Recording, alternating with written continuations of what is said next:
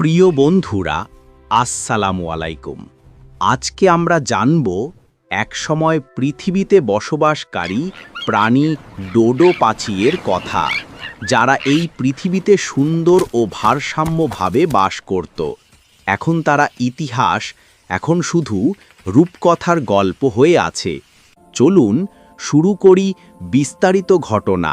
আর যারা আমার নূর all in one চ্যানেলটি সাবস্ক্রাইব করেননি, অনুগ্রহ করে সাবস্ক্রাইব করে নিন। প্রকৃতির এক বিস্ময়কর সৃষ্টি, যে পাখি আজ শুধু গল্পে বেঁচে আছে, তার নাম ডোডো।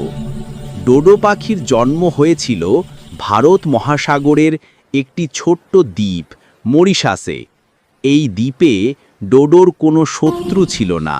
তারা নিশ্চিন্তে বেঁচে ছিল প্রকৃতির কোলে। ডোডো ছিল মাঝারি আকারের, উড়তে না পারা পাখি। তাদের ওজন প্রায় 10 থেকে 18 কিলোগ্রাম পর্যন্ত হতো। তাদের ডানা ছোট হলেও শক্তিশালী পা দিয়ে দৌড়াতে পারত বেশ দ্রুত। ডোডো মূলত ফল, বীজ আর গাছের পাতা খেত। তারা একা নয়, বরং দল বেঁধে থাকত। পরিবার ভিত্তিকভাবে বনে বসবাস করত। তাদের আচরণ ছিল শান্ত, ভয় বা আগ্রাসন ছিল না কোনোভাবেই।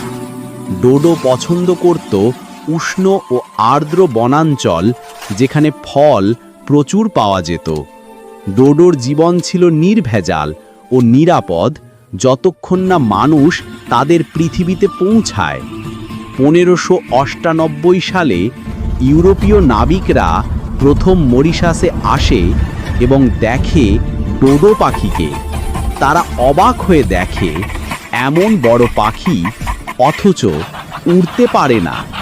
মানুষ ডোডোকে ভয় পেত না, বরং শিকার করতে শুরু করে বিনা দ্বিধায়। ডোডোদের ডিমও ছিল সহজ শিকার। মানুষের আনা ইঁদুর ও কুকুর সেগুলো খেয়ে ফেলে।